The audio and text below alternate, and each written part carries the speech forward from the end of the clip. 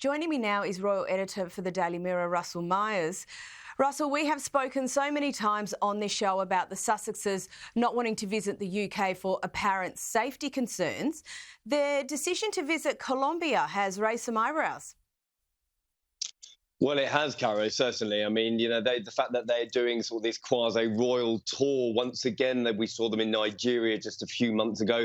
And now Colombia will be hosting the Duke and Duchess of Sussex. And this follows hot on the heels of Prince Harry saying that he didn't feel comfortable bringing his wife and children once again back to the UK for fearing attack. And so, it does beg the question as to, where are they going in their lives? And I think that, we're going to see this interview on CBS in just a few hours. There'll no doubt be some nuggets of their future, their relationship with the royal family once more. And it just seems that it's all a bit of a muddle for Prince Harry and Meghan because, on one hand, they're saying that they don't feel comfortable coming to the UK and that they're more than happy to go to Nigeria and Colombia. And I'm sure they will be afforded lots of security there. But, quite an odd decision, I think. I think so. And earlier in the show, we did touch on that soon-to-be-released CBS interview with the Sussexes. As you well know, it's all about protecting children from social media and its consequences. That no doubt impacts their reluctance to have their own children in the media spotlight, right? Well, very much so. I mean, they've absolutely fiercely guarded their own children's privacy, and that's absolutely laudable. Of course, Harry has spoken on countless occasions about the upbringing he had within the royal family, the fact that he has a very fractured relationship with the press, and he wants to protect his children from that. But should this be afforded to members of his family? Their privacy is absolutely paramount. We've seen him talking in interviews. We've seen him discuss his relationship with his family, indeed his brother's children as well, being discussed in his book. So it doesn't really add up, the fact that he's trying to protect his own children's privacy and yet is more than willing to discuss the private lives of his family members. Now, an interesting story in your masthead, The Mirror, this week, that Meghan thought she had more social clout than the Beckhams. It's a bit optimistic, isn't it?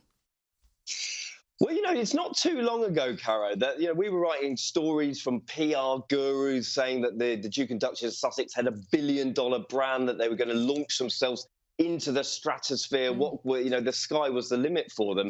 And the brand Beckham has been very, very well documented. They've gone on to huge success, whether it's fashion or sport, owning football clubs. And the Sussexes did have it all in their hands. And where has it gone wrong for them?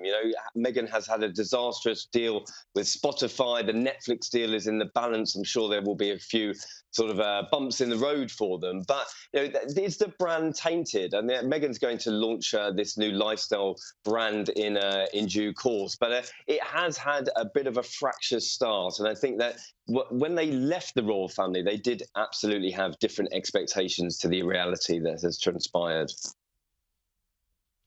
And just on Meghan's lifestyle brand, obviously there was a sort of launch what feels like months ago. We really haven't seen anything, really substantive on that since. I've spoken to PR experts and they're saying, it has been very, very sort of watered down. You would expect a big, big launch and to launch her new brand. What is it going to be? We still don't know what American Riviera Orchard is, and the name is very sort of messy. Nobody really understands what the brand is all about. And they did need to capitalise, I think, when they left the royal family, to hit the ground running, to launch themselves into the sort of the public consciousness. It hasn't really gone to plan, has it? Like I said, the Spotify deal sort of went by the by, then the Netflix deal is in the balance as well. So, maybe the sort of the second half of this year is going to be a turning point for them. And we will be watching. Now, also in the Mirror, a report about the Sussexes having a relationship change. Now, they've had some turnover of staff, and we understand they probably regret some of their previous publicity-related decisions. What's the change, and how are they looking to improve on that personal brand? Well, listen, we've spoken countless times, haven't we, about the new rebranding of the Sussexes. What are they going to do with their staff? There's been a huge turnover, whether they're going to base themselves in the US or going to come back to the UK. Yeah, we're talking about tours to Nigeria, Colombia. It all seems a bit haphazard. And I think that, do they want a different relationship with the royal family? That is definitely key. It'd be very interesting to see this new interview. Harry has been speaking about not only his relationship with his family, but the relationship with the media and his high court battles with the British government. It's all going on at the moment. And I think that certainly if they did want to have a new relationship with the royal family, they're going to need to sort of take the sting out of the tail and maybe not start speaking about the sort of private lives of those individuals for a start. That would be an excellent start. Now, another interesting allegation to make the news this week. Apparently, Prince William banned Meghan from wearing Princess Diana's jewellery. Now, is there anything to this claim?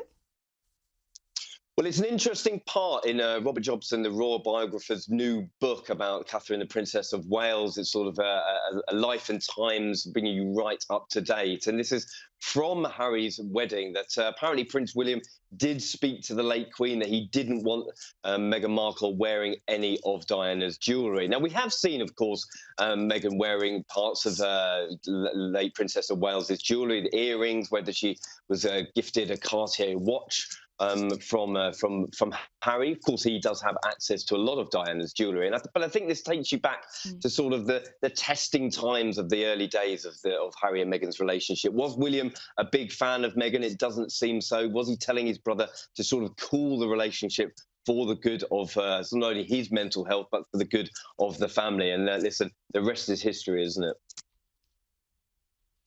Now, the Olympics are in full swing and the continental royal families are absolutely out in force.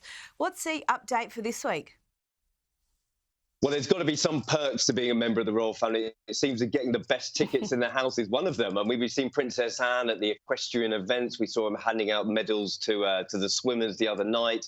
The Queen Mary of Denmark has been cheering on the Danish contingent. The Netherlands royal family has been out in force as well. And I'm sure, Princess Anne is going to be on hand to deliver some more medals, hopefully for your guys and girls, and hopefully for Team GB as well. But it's been a very, very big royal affair as we've been going through these Olympic Games. We have been doing very well. And lastly, and I've got a bit less than a minute, Russell, the coronation was obviously a huge event in the royal calendar last year. We understand that the Royal Collection Trust has done quite well out of it. Well, it has. It's had a bumper year. The coffers have been filled up to the tune of about £10 million. Because of the coronation, they're still sort of reaping the benefits of that. There's a lot of people coming to the new Buckingham Palace East Wing that has been opened for the very first time this year. And I think that as we sort of come into the latter half of this year, it's going to be very, very important to try and get the tourists in to bolster up the coffers. The Royal Collection Trusts are feeling the pinch a little bit more in this year than they have in previous years. So hopefully the tourists are going to be flocking to London and beyond. I trust they will be. Russell Myers, thank you for joining us.